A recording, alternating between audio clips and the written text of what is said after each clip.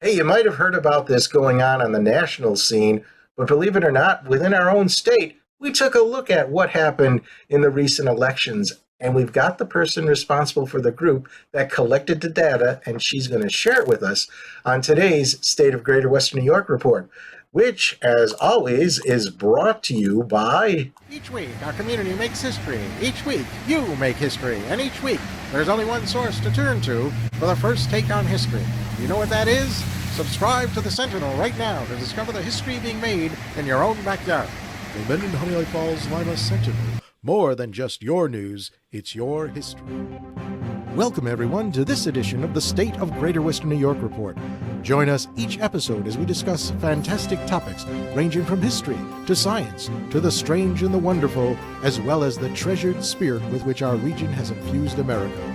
We challenge you to consider all things Greater Western New York, from our region's very beginnings to how it inspires, how it empowers, and why it is so admired. Here's the host of the State of Greater Western New York Report, Chris Carosa. Hey there, and welcome everyone to today's edition of the State of Greater Western New York Report. With us today is Marley Hornik. She's the director of the New York Citizens Audit that took an interesting look at our recent elections.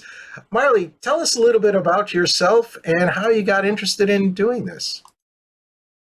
Sure. Thanks, Chris. I just thought that there was something unusual and perhaps suspicious about what took place in the 2020 general election from November 3rd, 2020. And myself and a number of other New York State citizens from almost every county decided that we would take a look at it together because we agreed there was something strange. And we said, well, probably in deep blue New York, there's nothing to see. Like, why would they cheat their own voters, or why would they rig the system against a state or a body of citizens who are already in favor of progressive policies? But we said, let's just take a look anyway. So and you said you got together with a number of citizens from other counties. How was it that you found each other? Did you send out a Facebook thing, say, "Hey, anybody interested in looking at this?" Or were you already part of a group? Just how did this group get together? Yeah, well, we were already, inclined, right? And how did we find each other? Basically, I was part of a national team that was deploying grassroots teams in every state to investigate and gather intel on their elections, open source data. And so actually, Steve Bannon covered it on his show, The War Room, and encouraged patriots from around the country to contact their state teams. And that's a lot of at least the original people who started working on this project came through his show. So the way that you gathered the data is that I'm assuming this is all publicly available data. Why wouldn't it be? But what's the process? So the normal person thinks, okay, the votes go in there and they're tabulated and they're sealed and hidden and protected in whatever ways. But that's not really the case. How do you go about getting the data? The data that we used all comes from either the New York Secretary of State or the New York State Board of Elections.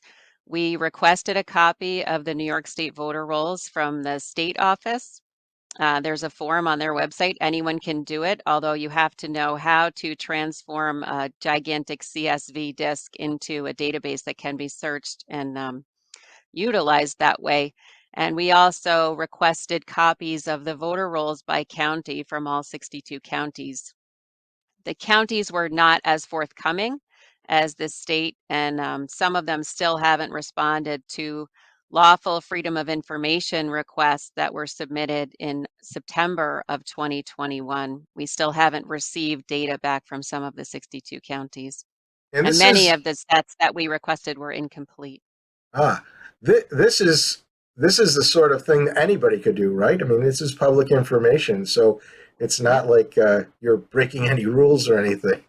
So Yeah, tell none of me. us knew how to do that in advance of joining this team. This was new for all of us using the FOIL law to request public information from government agencies was something we all had to learn how to do. And in fact, we've become experts, but Well, which is a great step towards self-governance, I must say, and it's been a beautiful thing to watch a couple hundred people from across New York State learn this process and start applying it with, support of a team.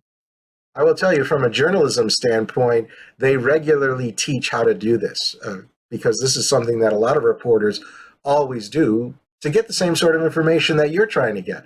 Now tell me, this is kind of, I know that you're saying it's really not that controversial within a blue state.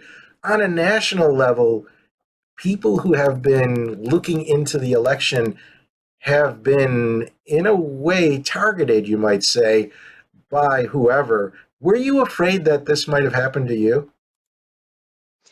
Well, was I afraid or was I aware? I would say aware. Certainly, when we decide to stick out, we are always taking a risk. And obviously, at this point, I think I would be considered a terrorist by some people in our Department of Justice because I was part of a team and am, in fact, the director of a team that has requested public information, including the voter rolls, and taken a look to see what's going on inside of the voter rolls.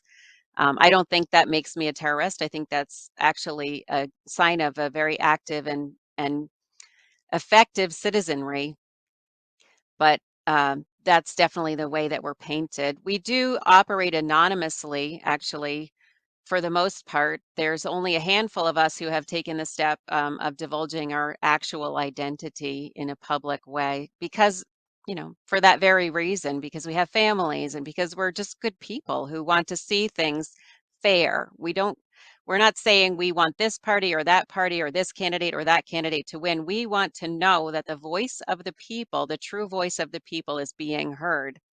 And what we uncovered is that it's not. We didn't do a criminal investigation. We're just citizen auditors using publicly available data. We can't tell you why, but we can show you definitively that the voice of the people is being disrupted, corrupted in some ways. It's Absolutely. it's interesting that you say some people might call you terrorists. If you were if you were in a different job or occupation, you would just be called a good investigative reporter. That's that's all Right. you're And in doing. fact, So yes, and this is not a job. Every single person, including myself as a director, is a volunteer and sacrifices time from our personal lives and our personal priorities, our own careers, our own families to do this work. So it's even, it just doesn't add up, frankly. well, tell us a little bit generally what you how you assess the data. You what were you looking for and how did you measure that? Right. That's a good question because initially we really didn't know what we were looking for because none of us began this process as election experts by any means. So one of the first studies that we did was we downloaded the information from the Secretary of State about how many votes were cast in the 2020 general election. And according to the Secretary of State, there were 8,690,614 votes cast in the 2020 general election in New York State. So one of the first things we said, well, let's take a look and make sure that the voter rolls say the same thing, because inside of the New York State voter database is a piece of information about every single registrant, which is their voter history. And you can look up whether they had a vote assigned in the 2020 general election. So we did. Lo and behold, according to the New York State Board of Elections, 8,418,179 voters voted in the 2020 general election. So if you're not good at quick math, that is a difference of 272,439 votes. So basically, the Secretary of State certified an election, or the New York State Board of Elections co-executive directors certified an election where there was a discrepancy of over 250,000 more votes than voters. So that and the numbers don't lie. The numbers are the numbers. This is their data. Yeah. So who did you report this to, and what was the response?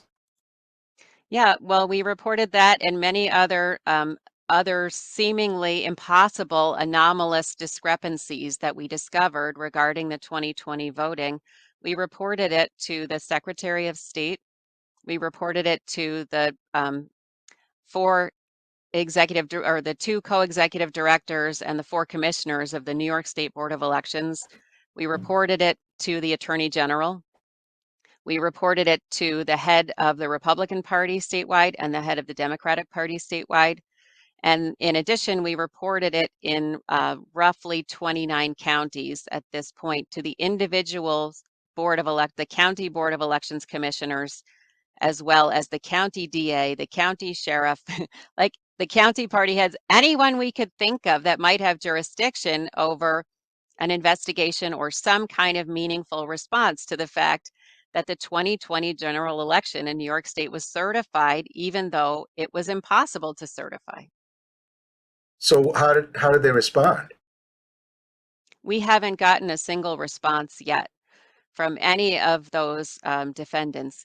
And we have met in person and over teleconference. We have met with a number of sheriffs, I would say maybe 7 or 8 at this point, and a couple of them did mount an investigation.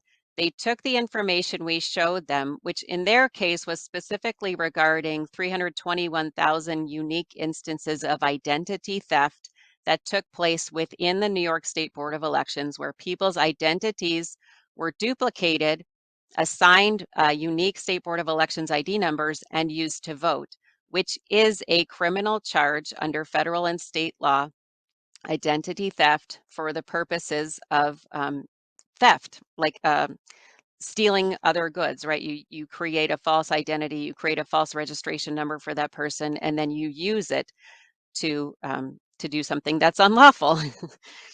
So we were reporting this to the sheriffs, and a number of them said, well, we're going to run an investigation. So they took everything we gave them and they went across the street to the Board of Elections, showed it to them and said, is this true? And you would be amazed, but the people at the Board of Elections office said, no, it's just simply not true. And that was it. Okay, so well, that's logical for the sheriff's office to do that. I mean, they're again, let's put on the veneer of journalism. You want to have two different sources. Police investigators, they're going to do the same thing. They want to get two different sources. But the fact that you have two different answers means you still have one source. So there has to be some other way to either confirm or deny the data. What do you think the sheriff's office should have done to kind of prove the validity of what you found out? It's an excellent question. And to tell you the truth, many sheriffs across New York State are dealing with massive crises, and they really have a tremendously difficult job right now. And the only way that we could sometimes make a meaningful communication was to point out that it's possible that the DAs who are unwilling to prosecute crimes and the DAs who are unwilling to hold people accountable for what they have done and keep the sheriffs running and running after the same offenders over and over again, and sometimes very violent and dangerous circumstances, that those elections could have been manipulated based on the information we were showing them. And it does make sense to put resources into an investigation. I think in reality, and I understand their perspective, in reality, they're not trained to investigate the Board of Elections. They're not trained to do this kind of um, a needle in a haystack operation where you see there's this huge problem. How do you break it down to what's happening in your jurisdiction? And how do you follow up on what's happening in your jurisdiction, especially when you have people overdosing, you have violent criminals released back into the streets and repeat offending, and there's a lot of real serious in the moment problems they're dealing with. However, that's not a complete pass. It's still a crime. It's even if we don't know, okay, so there's intent, right? And we have not demonstrated malfeasance within the New York State Board of Elections, and we are not claiming to have demonstrated that. However, we have demonstrated that the administration of our elections is being done in such an incredibly sloppy way that it rises to the charge of dereliction of duty. and it has impacted multiple races statewide, including 95 state and federal legislative races that should never have been certified in the 2020 general election. So we'll get to those in a moment, but I want to stay on this topic, and that is just the follow through on this. So I understand what you're saying is the sheriffs, they're gonna look at two things. They'll sort of do a triage when they ever get reports like this. They're gonna say, okay, how serious is the crime, and how when I say serious, I mean like is somebody about to be killed, sort of serious level, or is it something that could actually be tried successfully? Is the evidence there? So I can understand that, and maybe the sheriffs aren't necessarily the only place to go. So then my next question then is, have you gone to other places? And what I'm thinking of is, have you gone to journalists, major journalists? It sounds like this is something that they might be interested in, or that maybe they themselves should be tracking down, especially if you now have the Board of Elections saying one thing. Did they ever explain why they said that, by the way? Why they said that their numbers were, that your numbers were wrong? They never said our numbers were wrong. They never said anything. They just, well, I thought you said they told the You're sheriffs that. saying that the individual boards of elections.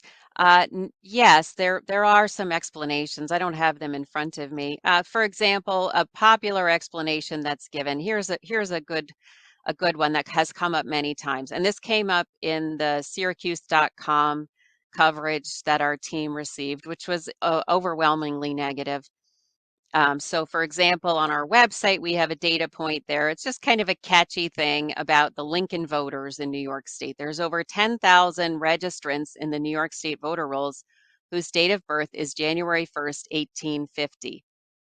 So I call them, in a tongue-in-cheek way, I call them the Lincoln voters because somehow they had the opportunity to vote for Abraham Lincoln for president, and also they had an opportunity to cast a ballot in the Biden versus Trump election of 2020. And some of them, in fact, did vote. So the common excuse or explanation that's given for those registrations is that it's a default date. And they say this, they say, well, when we took the original registration system and we moved digital, which happened decades ago, just so that people listening are not fooled, this happened decades ago. We didn't know some of the information for some of our registrants, so we just entered a default date. Now, why doesn't this work, right? Why is a default date an insufficient explanation or excuse? There's a number of reasons. First of all, people are still being added to the voter rolls today with the same default date.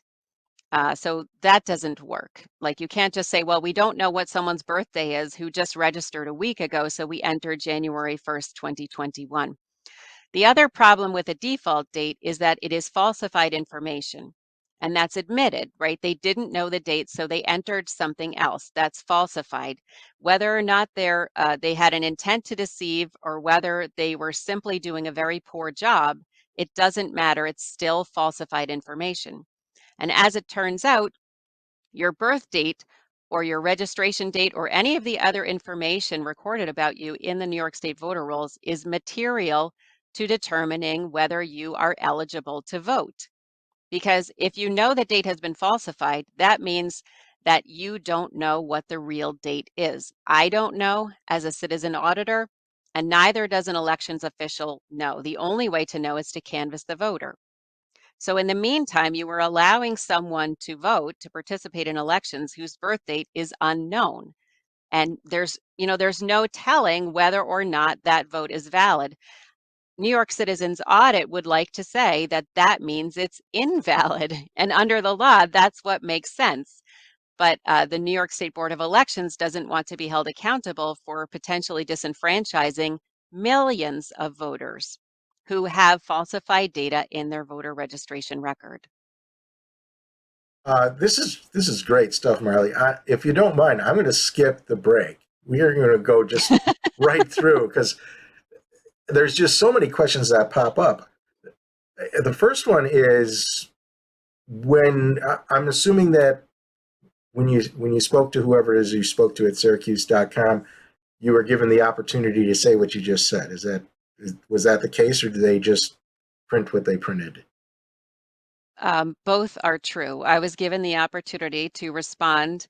However, at that time, I was still operating anonymously, and for that reason, the reporter was totally unwilling to represent any of my perspectives, which is fine and all well and good. But in total, we were covered extremely negatively. So I'm not sure that had I given him my name, it would have changed the outcome in any way.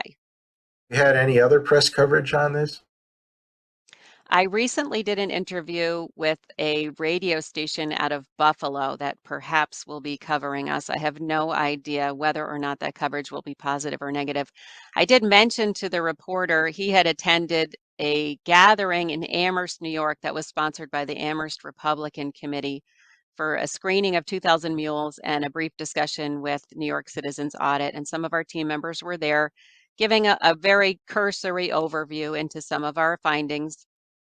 They were challenged by the Erie County Republican Commissioner of Elections, Ralph Moore, and this reporter was there and basically in his Twitter coverage of the event called us all election deniers and blah blah blah. And I don't even know how you can deny elections. It's like saying I deny grass.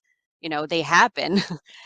It's just a meaningless, foolish statement that fools people who are, unwilling to think in a positive way, perhaps, about citizens that they've been told to think negatively about. I don't really know.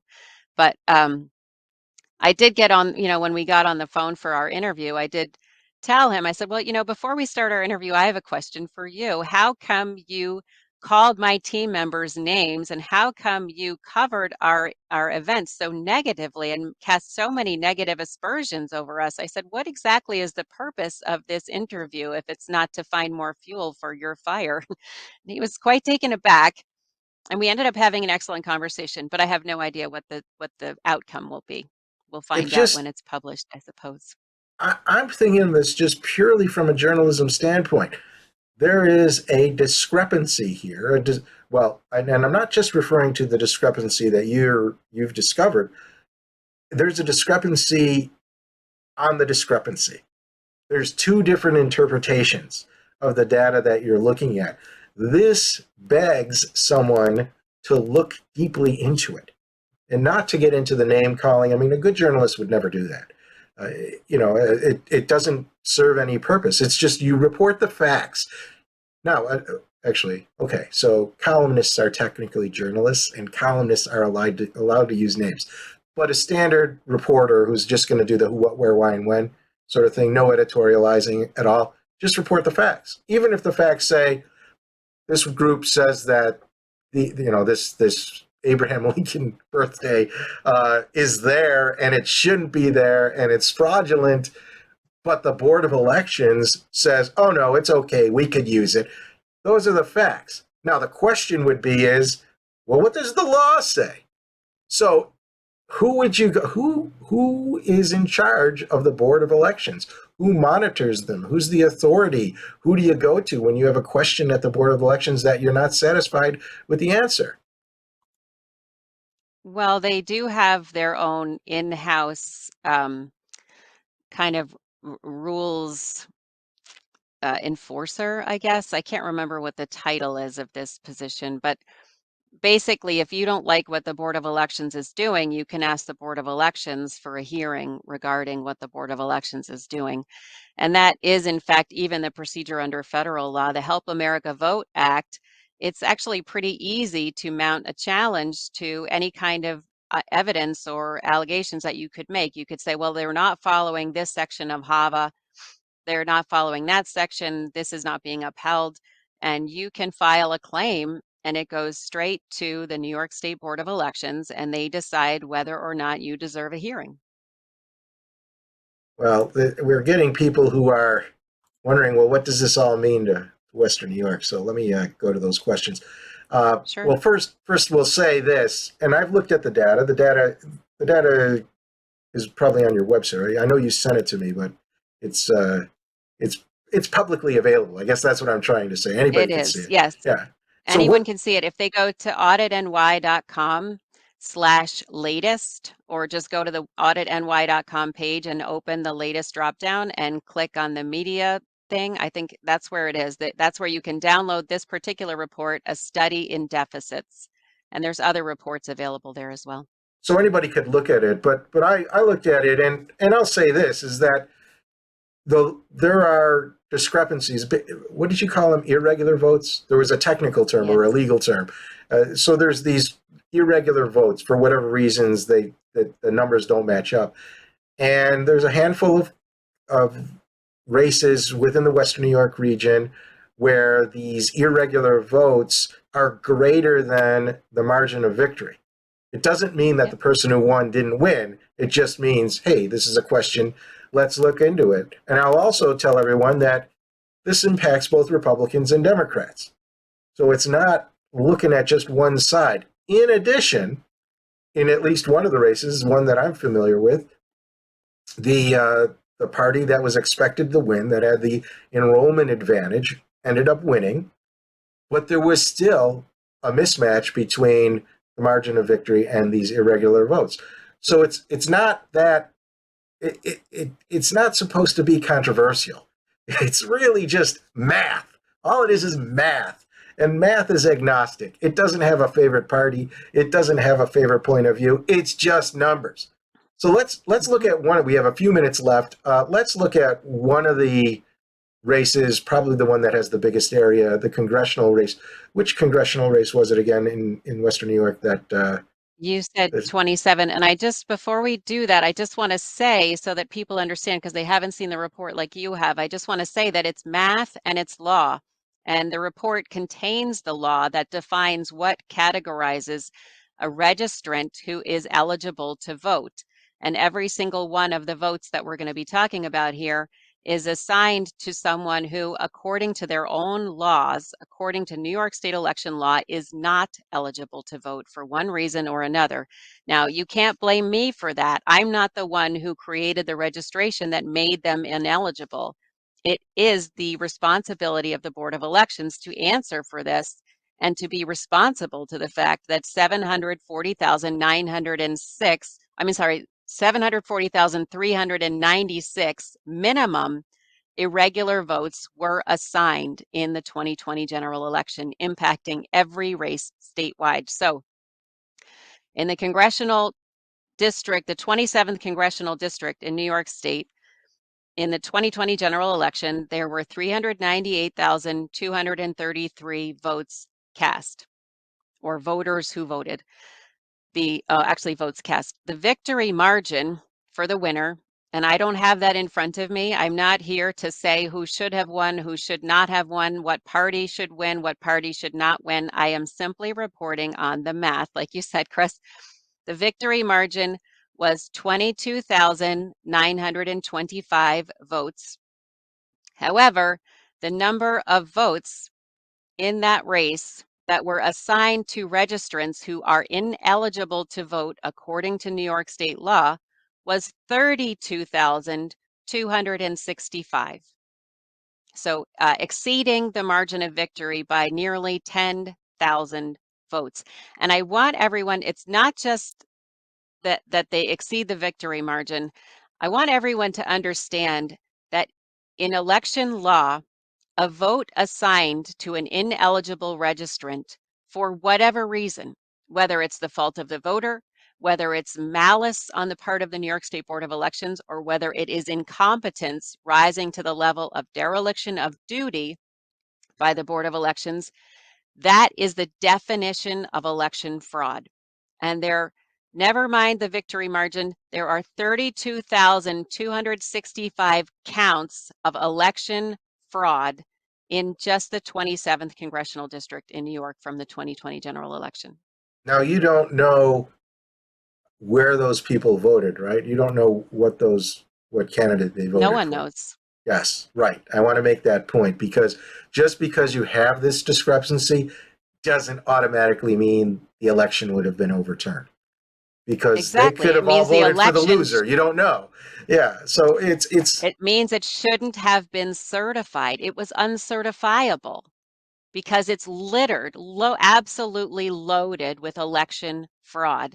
And in fact, the least number of irregular votes in a single congressional district in New York State, these are our U.S. congressional representatives. These people go in and they have the right to make laws that govern our entire nation.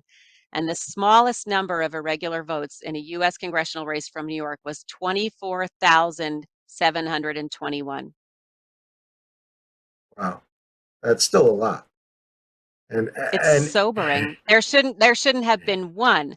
Now, if there's whatever, 3 or 4, maybe that's not material, and maybe we don't need an end-to-end audit of the New York State Board of Elections. But if they cannot administer an election without a reasonable effort to remove election fraud, to keep their records well enough to prevent election fraud, because this is not something voters are doing. This is inside. This is happening inside. And again, I have no idea whether it's deliberate. so let me ask you this But question, and we're definitely out of time, but that's okay. If New York State doesn't do anything about this, is this something that the federal government could get involved with? And don't worry about whether or not the federal government would, but I mean theoretically, in particular on the congressional races, does the federal government have any jurisdiction over this? that's an interesting question. And yes, the federal government does have jurisdiction because there is federal law governing the behavior of state boards of elections and governing the accuracy, requirements of an election system at a state level. Yes. And I can tell you that, in fact, the federal government has information about our findings because we had another whole set of findings that's not covered in this particular report that does indicate criminal intent. And we did bring that to investigators at the top of the New York State Police Department. They agreed it showed criminal intent. Similar to the sheriffs, they had no idea of how to investigate it, and they passed it directly to the Foreign Intelligence Task Force of the FBI. And we have not received a single contact from them, and that meeting took place on June 27th of this year. Hmm. Wow. So this is all extremely sobering news. I mean, I don't know that it really would have had an impact on the outcome of the elections, but just to know that the process is leaky, let's say, in terms of Well, I have to say 740,396 votes cast to ineligible registrants who could not possibly have cast them themselves is beyond leaky, and it did impact elections statewide. And there are 95 state and federal legislative races that should never have been certified. We will never know who the winners were. We don't even know if the primaries leading up to those general mm. election candidates were fair in the first place. So We do what? know that there are significant efforts made to keep independent or, let's say, New York first candidates off the ballot, period. That's happening, and you can easily find evidence of that. So what's the next step? What can be done to sort of diminish this sort of activity, or is anything possible? Right. Well, I don't want to sound negative. I think it's very, very important. America is worth it. People get out and go and vote in the primary. I'm sorry, go and vote in the midterm. America is absolutely worth it, no matter what you think about what I'm saying or how hopeless it may make you feel. If you vote, now you have done something about it. And if enough people vote, the system will not be able to overcome the will of the American people. That's one thing I want to say outright. Another thing you can do is you can come and participate with New York Citizens Audit. We are 100% volunteer. We are statewide. We're in every county. We have people who are submitting petitions. We have people who are meeting with legislators at the state and county level. We have people who are going to their law enforcement agents and pressuring them to get engaged here because this is simply unacceptable. And it's obvious that an end-to-end audit is needed, but it will never happen if enough people don't participate in demanding that and saying we just can't wonder anymore if this is correct. Well, So Marley, our website, on our website, there's a form, a volunteer form, auditny.com. Go and fill out the volunteer form and pitch in, because it's a wonderful way to renew self-governance. It's actually really fun.